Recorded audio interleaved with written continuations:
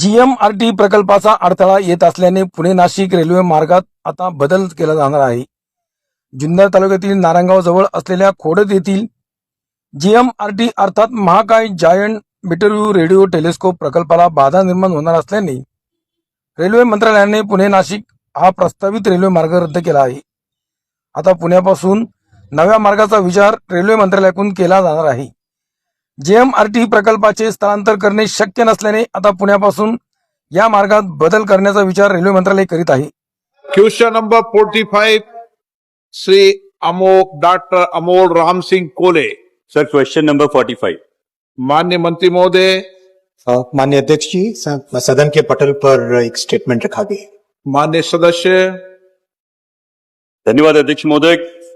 जो आदरणीय मंत्री महोदय जी ने जो उत्तर दिया है, इसमें पुणे नासिक रेल कनेक्टिविटी में जो अलाइनमेंट पूरी बदल दी है, ये alignment original alignment Maharashtra rail development corporation की तरफ से बनाई गई थी. ये इसलिए इंपॉर्टेंट थी सर क्योंकि जुन्नर और Ambegaon are rich agricultural produce, जो high value export oriented goods produce करते हैं. इस ओरिजिनल अलाइनमेंट सिन्नर और चाकण जैसी एमआईडीसी, अकेली चाकण एमआईडीसी लेते सर उसका रेवेन्यू 1.5 लाख करोड़ से ज्यादा है. और अगर आम कम्यूटर्स की बात करें तो आज चाकण एरिया में सर सिर्फ महज 10 किलोमीटर जाने के लिए 2 से 3 घंटे लगते हैं. इसलिए ये ओरिजिनल अलाइनमेंट बहुत इंपॉर्टेंट था. लेकिन इसके लिए जो कारण दिया गया है वो जीएमआरटी का कारण दिया गया है. इट हैज बीन स्टेटेड कि डिपार्टमेंट ऑफ एटॉमिक एनर्जी ने एडवाइस किया कि जीएमआरटी ऑब्जर्वेटरी को इससे तकलीफ हो सकती है. लेकिन सर मैं ये ग्लोबल केस स्टडी आपके सामने रखना चाहता हूं कि विश्व में 15 ऐसे देश है कि 15 देशों में रेडियो टेलीस्कोप और रेलवे कोएग्जिस्ट करती है. और अगर ये देश देखें तो जर्मनी है, ऑस्ट्रेलिया है, जापान है, स्पेन है, फ्रांस है, पोलैंड है, फिनलैंड है, कनाडा है, न्यूजीलैंड है. तो मैं मंत्री जी से ये पूछना चाहूंगा कि अगर 15 देशों में ये बात होती है तो हमारे देश के यशस्वी प्रधानमंत्री आदरणीय नरेंद्र जी की, मोदी जी के नेतृत्व में ये बात भारत क्यों नहीं कर सकता. और साथ ही में क्या इसमें national centre for radio astrophysics, department of atomic energy and ministry of railways की एक डेडिकेटेड ट्राइपार्टीट टेक्निकल कमिटी ने क्या इसको इवैल्यूएट किया है? अगर इवैल्यूएट किया है तो क्या इसकी रिपोर्ट, कमिटी की रिपोर्ट आदरणीय मंत्री जी सदन के समक्ष रखना चाहेंगे?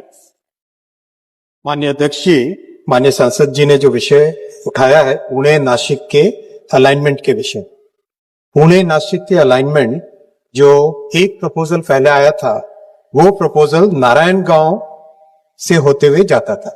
इस प्रपोजल में, इस अलाइनमेंट में एक जीएमआरटी है.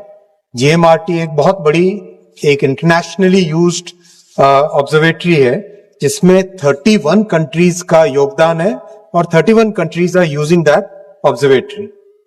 माननीय अध्यक्ष जी, जब टेक्निकल ग्राउंड्स पे department of science and technology और डिपार्टमेंट ऑफ एटॉमिक एनर्जी ने बहुत क्लियरली कहा कि अगर इस ऑब्जर्वेटरी के पास में से कोई भी रेलवे लाइन जाएगी तो ये जो इंटरनेशनल इंपॉर्टेंस का प्रोजेक्ट है उसमें डिस्टरबेंस आएगा, तो उसके आधार पर और राज्य सरकार, सभी जनप्रतिनिधियों को सबके साथ बहुत विस्तृत चर्चा करने के बाद में निर्णय लिया गया कि इसका अलाइनमेंट इस तरह से हो, नासिक से साईनगर शिरडी, जिसकी डीपीआर डबल लाइन की बन चुकी है ऑलरेडी, साईनगर शिरडी से पुनतंबा जंक्शन, इसकी डबलिंग का ऑलरेडी सैंक्शन हो गया 240 करोड़ रुपीस. पुनतंबा जंक्शन से निम्बलाक तक 80 किलोमीटर डबलिंग कंप्लीट हो गई है. निम्बलाक से अहिल्यानगर 6 किलोमीटर डबलिंग का काम चल रहा ऑलरेडी. अहिल्यानगर से पुणे 133 किलोमीटर, जिसमें चाकन का भी कवरेज आता है, चाकन इंडस्ट्रियल एस्टेट का भी कवरेज आता है.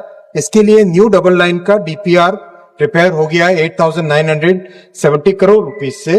माननीय अध्यक्ष जी, ये जो ऑल्टरनेटिव अलाइनमेंट है इसमें और जो पुराना अलाइनमेंट प्रपोज किया गया था, टाइम का डिफरेंस दोनों में बहुत कम आता है. और साथ ही साथ साईनगर शिरडी, जो कि हम सबके सांस्कृतिक पॉइंट ऑफ व्यू से बहुत ही महत्वपूर्ण तीर्थ स्थल है, वो भी नासिक से जुड़ जाता है. तो नए अलाइनमेंट में बहुत अच्छे बेनिफिट है. माननीय सांसद जी के और भी अगर कोई सुझाव होंगे और जिस रिपोर्ट के बारे में वो बता रहे हैं वो शेयर करेंगे, मैं जरूर उसका भी अध्ययन करूंगा. माननीय सदस्य सप्लीमेंट्री।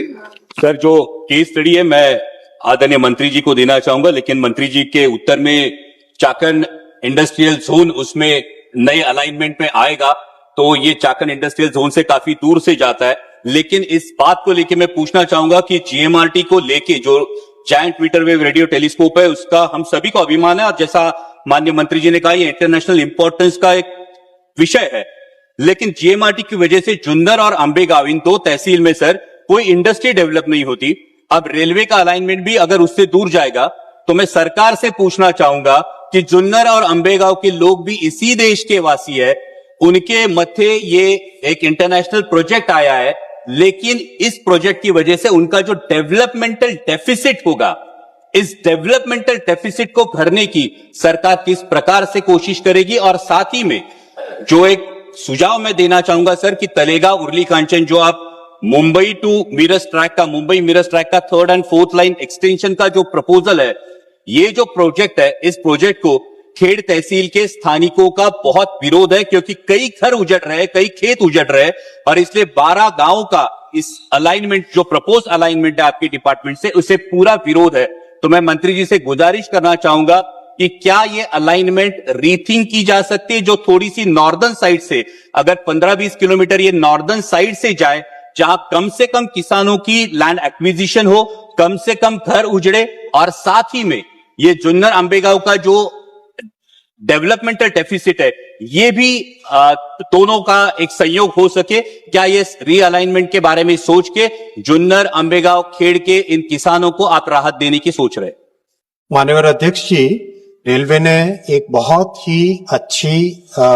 अच्छा एक इनिशिएटिव लिया है, गति शक्ति मल्टी मॉडल कार्गो टर्मिनल्स का। माननीय प्रधानमंत्री जी ने गति शक्ति के कॉन्सेप्ट से सभी विभिन्न मोड्स को जोड़ने का जो इनिशिएटिव लिया है, उस विजन के तहत गति शक्ति कार्गो टर्मिनल की एक बहुत अच्छी पॉलिसी है, जिसके तहत ऑलरेडी 130 गति शक्ति कार्गो टर्मिनल्स बन चुके हैं। उसी स्कीम के तहत, उसी पॉलिसी के तहत जो 2 नाम आपने लिए, उनके इंडस्ट्रियल डेवलपमेंट के लिए बहुत कुछ किया जा सकता है। 30-40 किलोमीटर का जो भी अगर एक कनेक्टिंग सेक्शन बनना हो, वो कनेक्टिंग सेक्शन इस कार्यक्रम के तहत भी किया जा सकता है। माननीय सांसद महोदय और राज्य सरकार दोनों मिलकर वहां के जितने भी ग्रामीण क्षेत्र जहां पे इंडस्ट्रियल डेवलपमेंट करना है, उनके साथ एक बैठक करें, रेलवे के अधिकारियों को भी भेजेंगे उसमें, और मिलकर सबका साथ सबका प्रयास करके इसमें आगे डेवलपमेंट हो, वो निश्चित भाव पे उस पर एक्शन लिया जाएगा। साथ ही साथ जो दूसरे प्रोजेक्ट के अलाइनमेंट की बात की है, उसमें भी माननीय सांसद और राज्य सरकार और रेलवे के अधिकारी सब मिलकर करेक्ट, अगर अलाइनमेंट चेंज करना है तो उसमें कोई ऐसा हार्ड एंड फास्ट नहीं है। जहां पर जो जनता के लिए काम करने की, माननीय प्रधानमंत्री जी ने तो प्रधानमंत्री कार्यालय के नाम भी कर दिया है सेवा तीर्थ।